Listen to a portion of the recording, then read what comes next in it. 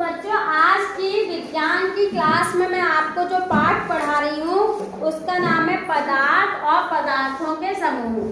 ठीक है, पदार्थ किसे कहते हैं? पदार्थ किसे कहते हैं? बताओ नैतिक, बताओ पदार्थ किसे कहते हैं?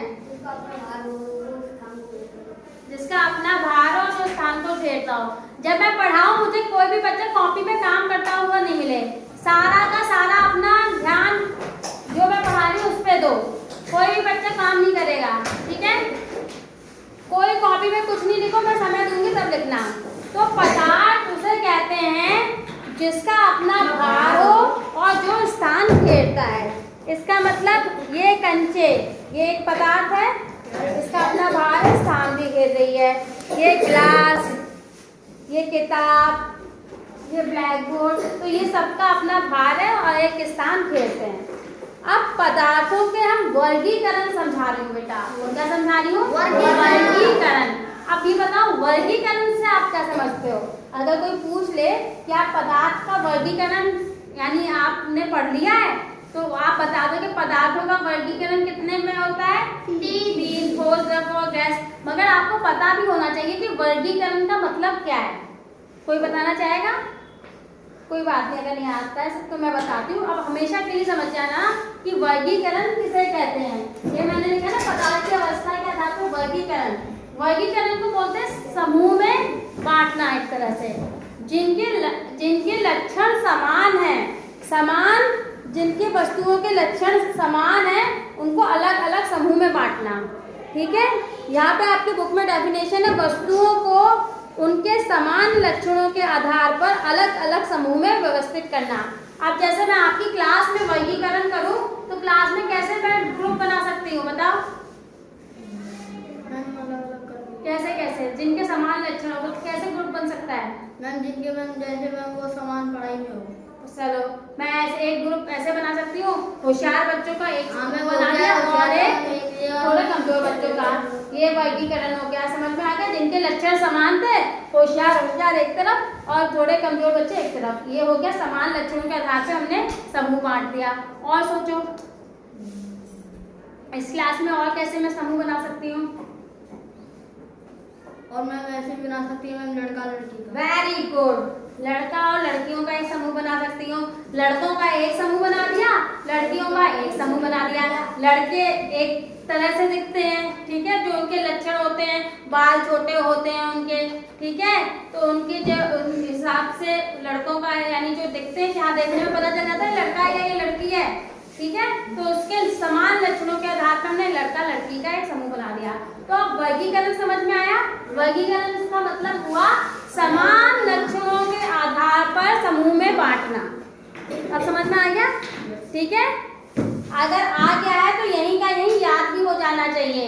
समान लक्षणों के आधार पर समूह में बांटना। तो अगर कोई पूछे कि वर्गीकरण किसे कहते हैं तो आप क्या बताएंगे? वस्तुओं को उनके समान लक्षणों के आधार पर अलग अलग समूह में व्यवस्थित करना ही वर्गीकरण कहलाता है। ठीक है, अब बच्चों ऐसे ही अब पदार्थ को हम कैसे वर्गीकरण करेंगे? अगर पदार्थ को हम बाहरी रूप से देखें कि वो बाहर से कैसा दिखता है तो वो हो गया उसका भौतिक वर्गीकरण। भौतिक, ठीक है, ऊपर से या बाहर से कैसे दिखता है? ये कंचा है, ठीक है, ये पानी है, ठीक है, ये बाहर से कैसे देख रहे हैं इसके हिसाब से हमने इसका वर्गीकरण करते हैं। बाहरी गुणों के आधार पर जो वर्गीकरण करते हैं उसे बोलते हैं भौतिक वर्गीकरण। ठीक है, और अगर उनके रासायनिक गुणों के आधार पर वर्गीकरण करते हैं तो उसे बोलते हैं हम रासायनिक वर्गीकरण। तो आज मैं आपको भौतिक वर्गीकरण समझा रही हूँ। पदार्थों की अवस्था के आधार पर हमने भौतिक वर्गीकरण कैसे किया है। तो देखो बच्चों, ये मेरे हाथ में ये क्या है? ये कंचे, ठीक है। अब ये कंचे कैसे हैं? गोल है। चलो कंचों का आकार गोल है। अब इन्होंने बताया कंचों का आकार गोल है, ठीक है। अब मैंने इसे इसके अंदर रखा तब भी ये गोल रहेंगे, ठीक है। इसको हाथ में ले लिया तब भी गोल रहेंगे, ठीक है। इसे किसी बैग में या किसी मेज पे भी रख दिया तब भी ये गोल रहेंगे, ठीक है। तो पदार्थों का वर्गीकरण होता है 3 प्रकार से, ठोस, द्रव्य और गैस। तो ठोस का ये अगर आप कैसे कर सकते हैं, एक ही वस्तु कई अवस्थाओं में भी हो सकती है। अब जैसे मान लो मैंने बालों में तेल लगाना है, ठीक है, तो मैंने नारियल का तेल इस मौसम में लूंगी तो आराम से निकल जाएगा और मैं लगा लूंगी। यही ठंड का मौसम आएगा तो नारियल का तेल कैसा बन जाता है, जम जाता है। तो यानी वो कौन सी अवस्था में आ जाता है, ठोस अवस्था में आ जाता है, ठीक है। गर्मी में कौन सी अवस्था में आ जाता है, तरल अवस्था में आ जाता है।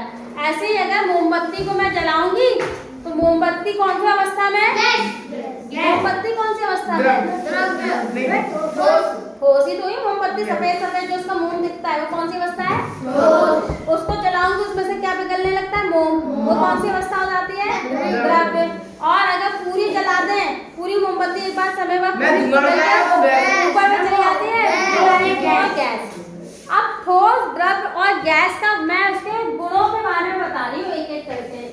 अब जैसे ठोस का आकार, ठोस का आकार जैसे मैंने बताया कंचे हैं, इसका आकार हमेशा गोल ही रहेगा, चाहे मैं इसे यहाँ पे रखूँ कहीं पे भी रखूँ।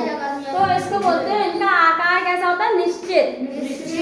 कैसा आकार होता है, निश्चित। इसका आकार जैसा है वैसा ही हमेशा रहेगा, निश्चित रहेगा। तो ठोस का आकार कैसा होता है, निश्चित आकार, ठीक है। रटना नहीं है तुम्हें, अपने आप समझ के लिखोगे कि ठोस का आकार कैसा होता है, निश्चित आकार होता है।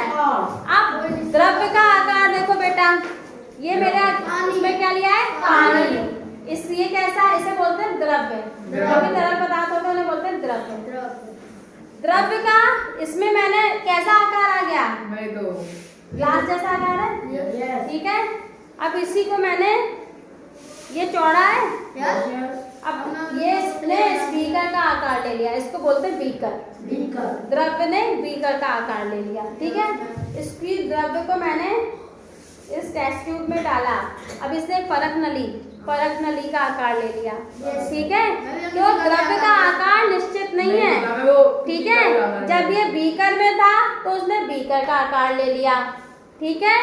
इसी को जब मैंने परख नली में डाला तो इसने परख नली का आकार ले लिया, ठीक है। इसी को मैंने अगर बड़े से ग्लास में डाला तो उसने इस बड़े से ग्लास का आकार ले लिया। तो हम क्या कहेंगे, द्रव्य का कोई भी निश्चित आकार नहीं होता है, जिस बर्तन में रखे जाते हैं वे उसी का आकार ले लेते हैं।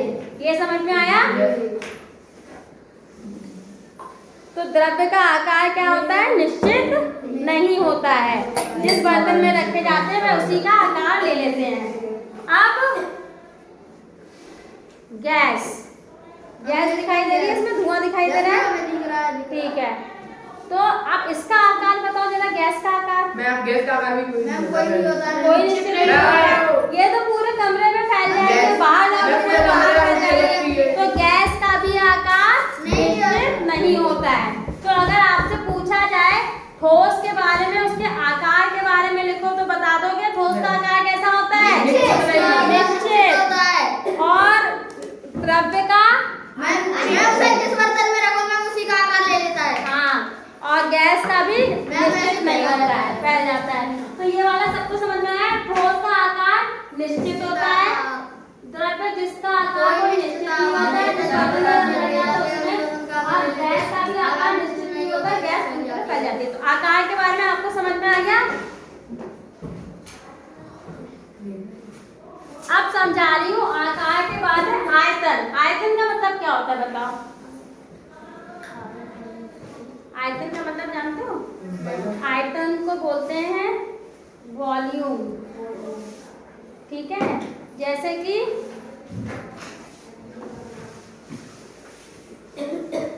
ये एक कंचा है, इसका अगर मैं वॉल्यूम निकालूंगी, वॉल्यूम जैसे कि आपको मैंने सिखाए थे, एक रेक्टेंगल है, जैसे इसका रेक्टेंगल, इसका तो अपना एरिया होता है, और जो 3D होता है इसका होता है वॉल्यूम, इसका, ठीक है।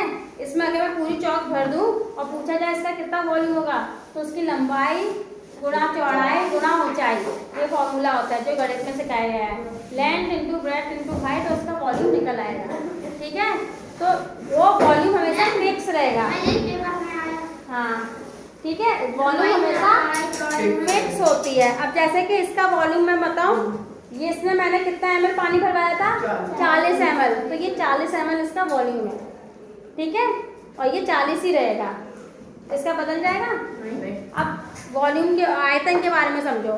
आयतन ठोस, जैसे इसमें जितना भी है उसका जो वॉल्यूम है, ये गोले का वॉल्यूम भी निकल आता है, उसका भी अलग, ये गणित में सिखाएंगे कैसे वॉल्यूम निकलते हैं। तो इसका भी वॉल्यूम है वो फिक्स रहेगा। ठीक है, कहीं पे भी रखिए। ऐसे ये पानी है, इसका 40 ml है इसका आयतन। ठीक है, ये 40, तो आयतन इसका ठोस का निश्चित आयतन रहता है। ठीक है, जैसे उसका आकार निश्चित है ऐसे निश्चित आयतन होता है। अब बच्चों ये समझो, द्रव्य का आकार तो बदल जाता है, जैसे इसमें रखा तो इसका आकार ले लिया, इसमें लिया, इसका आकार ले लिया, इसमें लिया। अब जैसे ये बीकर में मैंने 40 ml पानी लिया है, इसमें कैसे पता चला 40 ml यहाँ पे रखा हुआ है। ठीक है, और ये 40 ml पानी जब मैं इस ग्लास में डाल दूंगी तब भी 40 ml ही रहेगा। समझ में आ रही वाली बात?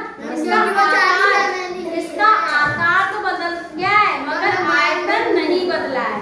ये चीज समझोगे, 40 ml पानी लेंगे तो 40 ml ही रहेगा। ठीक है, आकार बदल गया है मगर आयतन बदला नहीं है। ये चीज समझ में आई? और गैस का तो बच्चों आयतन ही नहीं है, गैस का भी आयतन नहीं होगा वो, यानी गैस मान लो गैस में नापने को देते उसमें कितनी गैस भरी है तो नाप नहीं सकते हैं। गैस तो आयतन के बारे में सुनते हैं, ठोस में निश्चित आयतन होता है। मैंने बताया निश्चित उसका आयतन होता है। जैसे अगर मैंने किसी भी चीज का मान लो इसका एक चौक का डिब्बा है, इसकी लंबाई निश्चित होगी है, और चौड़ाई भी निश्चित होगी, ऊंचाई भी निश्चित होगी। तीनों को गुणा कर देंगे, इसका आयतन निकल आएगा, और वो हमेशा एक जैसा ही तो रहेगा। है ना? अगर बाई चांस मैंने इसे तोड़ दिया फोड़ दिया तब उसका बदलेगा जब उसका आकार बदल जाएगा।